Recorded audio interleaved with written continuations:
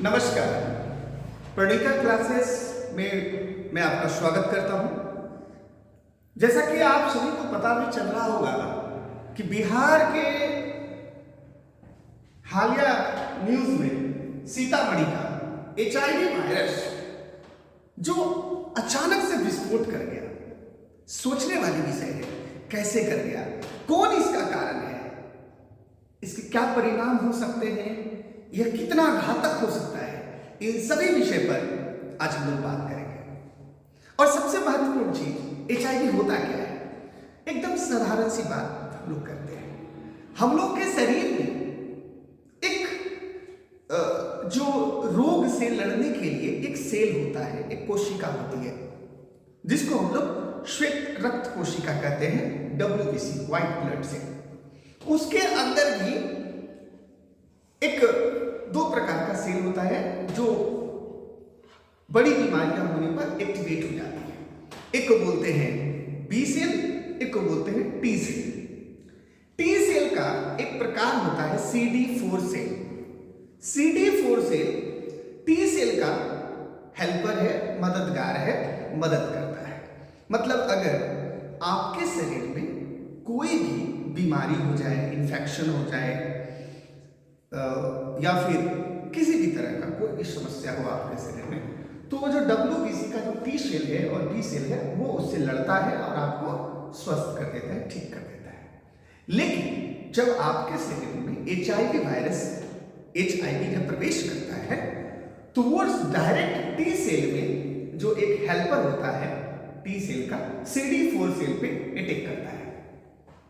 अब ये CD4 cell पे जब ये अटैक कर देता है तो आपके जो रोग से लड़ने की जो क्षमता है आपके शरीर की कम हो जाती है। अगर आपको सर्दी होती है तो सर्दी जल्दी ठीक नहीं होगी। अगर आपका पेट खराब होता है तो वो जल्दी दवाई काम नहीं करेगा। मतलब अगर आपको कोई भी बीमारी, छोटा से लेकर बड़ा तक, इवन कि निमोनिया हो जाता है, टीबी हो जाता है, जैसे कोई भी घातक बीमारी अगर हो रहा है आपको, तो वो आपके शरीर में रह जाएगा और लंबे समय तक रहेगा, जल्दी ठीक नहीं होगा। अब बात है कि ये अटैक कैसे करता है, ये होता कैसे है। ये तो समझ गए हम लोग कि ये क्यों अटैक कर रहा है।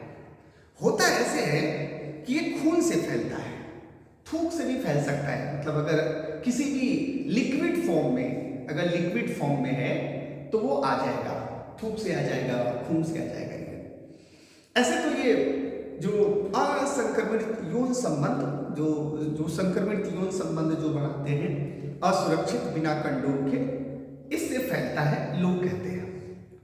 लेकिन अब हम लोग जागरूक हो चुके हैं, समझदार भी हैं, तो ये जो चीजें हैं इससे तो फैलता ही है। लेकिन अगर हम किसी व्यक्ति से सिरिंज, जो सुई लगाते हैं, अगर संक्रमित व्यक्ति को सुई लगा और उसी सुई से किसी स्वस्थ व्यक्ति को सुई लग जाए, उसे भी हो जाएगा। संक्रमित व्यक्ति के का जो है, अगर हम लोग उसके नाखून से अगर आपको नोच दें, या फिर संक्रमित व्यक्ति के द्वारा जो उपयोग किया गया जो निडल है, या फिर जो सेविंग करते हैं वहां से फैल जाए, या फिर हम लोग जानते हैं बचपन में जिसके माँ बाप अगर एड्स से पीड़ित है, एचआईवी से पीड़ित हैं, तो बच्चों में ये फैल जाते हैं या फैलने की संभावना होती है। अब अगर किसी को हो गया, तो अगर ये होने के बाद तो सबसे बड़ी जो समस्या ये होती है कि होने पर यह तुरंत क्या करता है, एचआईवी वायरस यह तुरंत शरीर में प्रवेश करता है।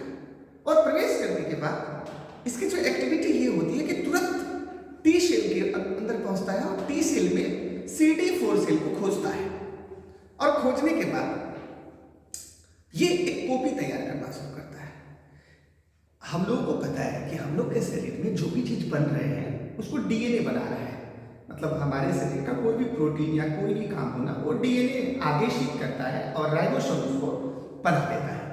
लेकिन एचआईवी का उल्टा काम है। एचआईवी जब प्रवेश करता है तो इसमें एक रिट्रो वायरस होता है, रिट्रो वायरस। ये क्या करता है, इसमें RNA होता है, और RNA जाकर CD4 सेल में प्रवेश कर जाता है, और RNA जो है CD4 सेल में DNA में कन्वर्ट हो जाता है, और फिर DNA में कन्वर्ट होने के बाद वो धीरे धीरे टी सेल के पास पहुंचता है और जो हम लोग का एक्चुअल डीएनए है उसके साथ मिलने की कोशिश करता है और धीरे धीरे मिलते मिलते अपनी संख्या को बढ़ाता है। ये जो CD4 सेल है, इसके हम लोग के शरीर में जो संख्या होती है वो 500 से लेकर 1600 से 1500 के मध्य होता है। लेकिन जिसको HIV वायरस हो गया है उसमें यह संख्या धीरे धीरे घटता जाता है।